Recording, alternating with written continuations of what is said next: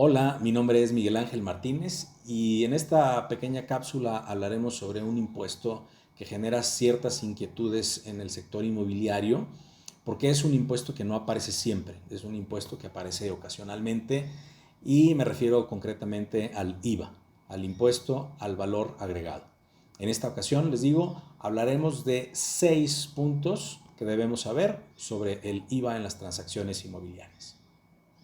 Punto número 1. Tenemos que saber cuándo se paga el IVA. Para esto nos tenemos que ir a ver qué dice el artículo primero de la ley del IVA, que nos dice en qué ocasiones se causa este impuesto. Y son 4 supuestos solamente. El primero es la enajenación de bienes, de cualquier tipo de bien.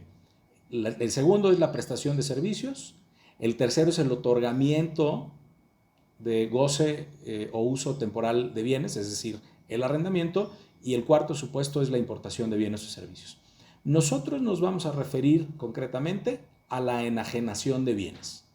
Seamos conscientes que siempre que compramos algo, siempre que vamos a la tienda y compramos una computadora, siempre que vamos a la tienda y compramos un refrigerador, compramos a un precio, pero ese precio ya tiene un IVA incluido, de tal manera que nosotros ni siquiera nos damos cuenta, pero siempre estamos pagando IVA cada vez que hacemos una adquisición de bienes. Punto número 2. Tenemos que entender entonces qué es una enajenación de bienes. Y para eso tenemos 2 artículos en la ley, uno en la ley del IVA y otro en el Código Fiscal de la Federación. Para no hacernos pelotas y ser muy prácticos, enajenación es el género, compraventa es la especie. La enajenación significa que un bien pasa del patrimonio o de manos de una persona a otra persona por cualquier medio. Hay muchos medios por los cuales se puede enajenar. Uno de esos medios es la compraventa. Entonces nosotros nos vamos a enfocar en la compraventa de bienes, en este caso bienes inmuebles. Punto número 3. Hay algunas excepciones. Ya dijimos que por regla general la enajenación de bienes causa IVA.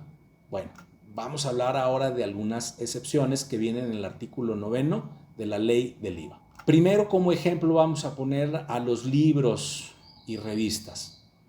Vender libros y revistas no genera IVA, de tal manera que cuando nosotros vamos a una librería y compramos un libro, vamos a pagar el precio del libro, pero no vamos a pagar IVA. Bueno, esa misma excepción ocurre en 2 ocasiones tratándose de compraventas inmobiliarias. La primera excepción es cuando compramos tierra, cuando compramos un terreno, ya que la fracción primera de este artículo 9 de la ley del IVA nos dice que no se va a pagar IVA cuando se enajene el suelo. Entendemos como suelo la tierra, el terreno. Siempre que vendemos un terreno, no se paga IVA porque es uno de los supuestos de excepción. El otro supuesto de excepción que tiene que ver con este tema es cuando vendemos construcciones que están dedicadas a casa-habitación. Es decir, cuando vendemos una casa habitación, no se paga IVA por 2 razones. Primero, porque el suelo está exento en la fracción primera, y 2, porque las construcciones dedicadas a casa habitación son otro supuesto de exención de los listados en este artículo 9 de la ley del IVA. Punto número 4.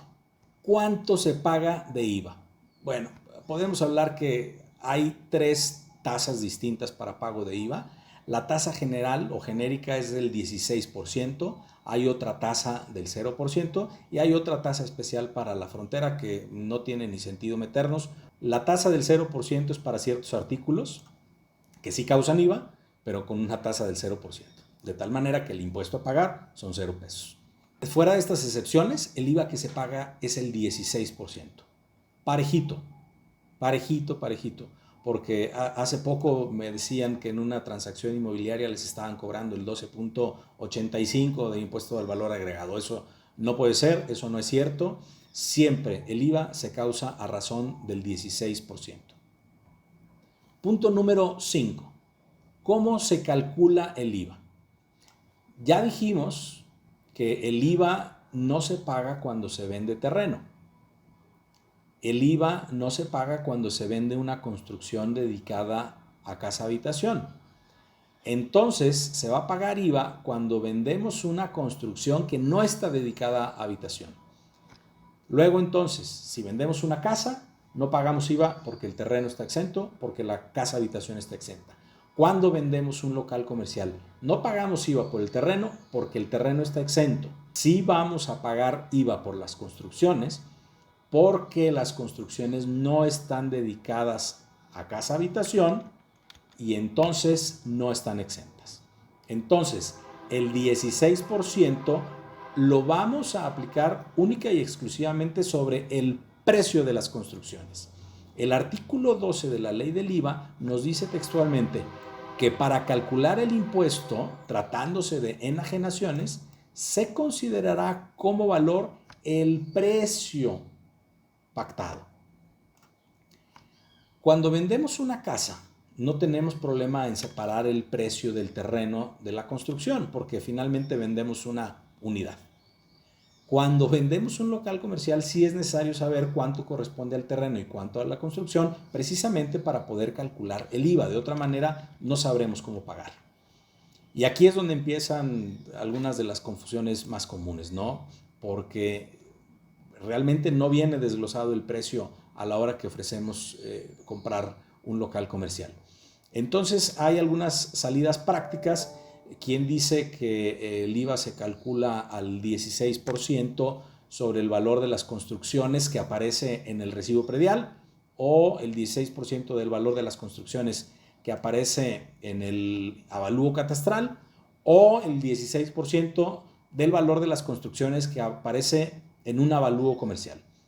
La realidad es que ninguno de estos tres que acabo de mencionar es el que nos dice el artículo 12 de la ley. La ley es muy clara al decir que se va a calcular sobre el precio. De alguna manera tenemos que resolverlo cuando no tenemos desglosado el precio, y sí lo tenemos que desglosar. Lo que se hace en algunas ocasiones es tomar como referencia el avalúo comercial, que no necesariamente es el precio, pero sí nos da un indicativo de cuánto puede valer el inmueble en el mercado. Ese avalúo comercial va a traer un desglose de cuánto vale el terreno y cuánto valen las construcciones.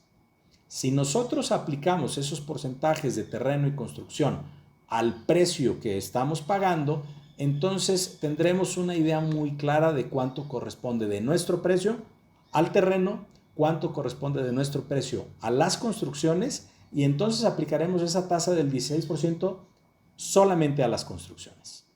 Punto número 6. ¿Quién paga el IVA? Que esta también termina siendo una confusión muy común.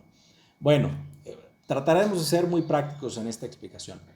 El que causa el impuesto y está obligado a pagarlo es el vendedor.